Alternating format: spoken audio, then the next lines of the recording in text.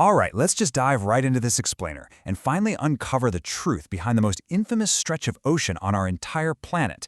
We've all heard the spine-tingling stories of the Bermuda Triangle, right? That seemingly cursed region bounded roughly by Florida, Bermuda, and Puerto Rico.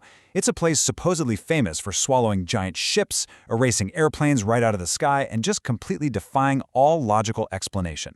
But today, we aren't just going to sit around telling spooky sea tales. We're going to put this whole legend under the microscope, stack it up against actual historical records, and see exactly what happens when the world's most terrifying maritime mystery collides with cold, hard data.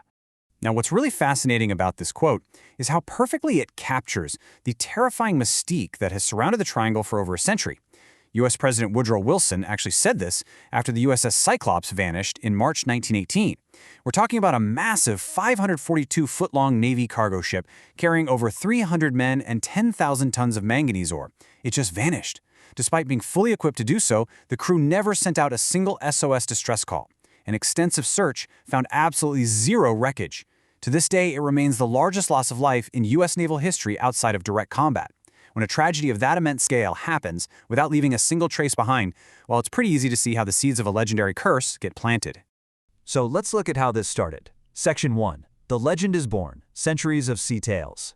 To really understand how we get to the facts, we first have to look at how the incredible lore of this region was built up over time. It's like a giant puzzle, and it didn't just happen overnight. It was a slow accumulation of very real anomalies and terrifying tragedies. The pacing of this mystery stretches all the way from a bizarre candle-like light seen by Christopher Columbus right up to military planes vanishing into thin air. Back in 1492, Columbus wrote down that his compass started acting totally erratic, pointing northwest instead of its usual direction, and he reported seeing the sea inexplicably rise. Fast forward to that Cyclops tragedy we just talked about in 1918, and then you add the infamous disappearance of Flight 19 in 1945. 5 Navy torpedo bombers carrying 14 men got hopelessly lost. Their final transmission mentioned entering white water.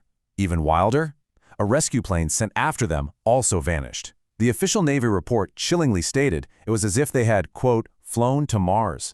Now, for centuries, these were just seen as sad, disconnected tragedies. But somebody needed to connect the dots. And it was right here, smack in the middle of the Cold War, that a masterpiece of conspiratorial fantasy gave this vaguely defined region a super catchy, terrifying name. In 1964, an author named Vincent Gaddis wrote an article for Argosy magazine where he explicitly drew the boundaries between Florida, Bermuda, and Puerto Rico, and he dubbed it the Deadly Bermuda Triangle. During a time of super high global anxiety and a real hunger for the unknown, this article acted literally like a match in a powder keg. The idea spread like wildfire. Once that name was out there, man, the floodgates just opened. In 1974, Charles Berlitz published a book simply titled The Bermuda Triangle, and it became an absolute global sensation. These wild, speculative ideas sold 20 million copies across 30 different languages. It really proves that in the absence of hard facts, we just love to cling to the intoxicating thrill of the supernatural. Berlitz theorized that the mythical lost city of Atlantis was pulling vessels into the murky depths. He suggested extraterrestrials were abducting crews because, why wouldn't hyper-advanced aliens travel millions of light years just to steal a cargo boat? This alien idea was so popular it even inspired Steven Spielberg's depiction of Flight 19 and Close Encounters of the Third Kind. Berlitz even proposed the area was some sort of interdimensional portal. Let's step back into reality for a second. Section 2, Plausible Natural Suspects. From aliens to earth science. Before we look at the raw statistical data, we definitely have to acknowledge that this part of the ocean is genuinely extreme. Science first attempted to explain these eerie vanishments using very real, earthly environmental hazards. So the crucial point here is that those early compass malfunctions, like the ones famously reported by Columbus, were highly likely just the result of hitting the agonic line. That's a spot where magnetic and true north perfectly align, which understandably confused early explorers. You see, a compass points to magnetic north, which actually moves around, while geographic north stays static. The difference between them is called magnetic declination. Navigators literally have to compensate for this math to stay on course. While the agonic line has since drifted westward into the Gulf of Mexico, historically, traversing this exact area required incredibly precise calculations, and even a tiny error could send a ship miles off course into unforgiving waters. But, hey, compass math is just the beginning. The environment out here is an absolute beast. First off, the region is a massive hotspot for devastating hurricanes. Florida, Puerto Rico, and Bermuda get pounded on a regular basis. Then you have the Gulf Stream traveling right along the western edge. This is a massive, incredibly turbulent underwater river that can move at 4 or 5 knots per hour. To put that into perspective for you, that is 300 times faster than the Amazon River. It can easily throw off unprepared sailors and quickly wash away any floating wreckage. Add in the scientifically proven phenomenon of rogue waves, literally freak walls of water that can reach up to 100 feet tall, and the possibility of massive, ship-sinking methane gas bubbles erupting from the seafloor. When you combine a current that is 300 times faster than the Amazon with massive rogue waves and constant hurricanes, the region becomes incredibly treacherous for anyone who isn't completely prepared. Now, as we transition from plausible theories to the hard facts, we need to stop and ask ourselves a fundamentally different question about this whole space. It is so easy to look at terrifying rogue waves and say, aha, that's exactly what's taking all the ships. But we're assuming that an unusually high number of ships are actually going missing in the first place. Are they? Which brings us directly to Section 3, the cold hard data, shattering the illusion. All right, fair warning, we are about to completely pull the rug out from under this legendary curse. Let's look at the actual verified numbers. Utilizing the marine casualty and pollution data set, researchers analyzed over 150,000 marine casualty records spanning a massive 33-year period from 1982 to 2015. Out of those thousands upon thousands of incidents around the globe, an incredibly tiny 4% actually occurred in the Bermuda Triangle. Just 4%.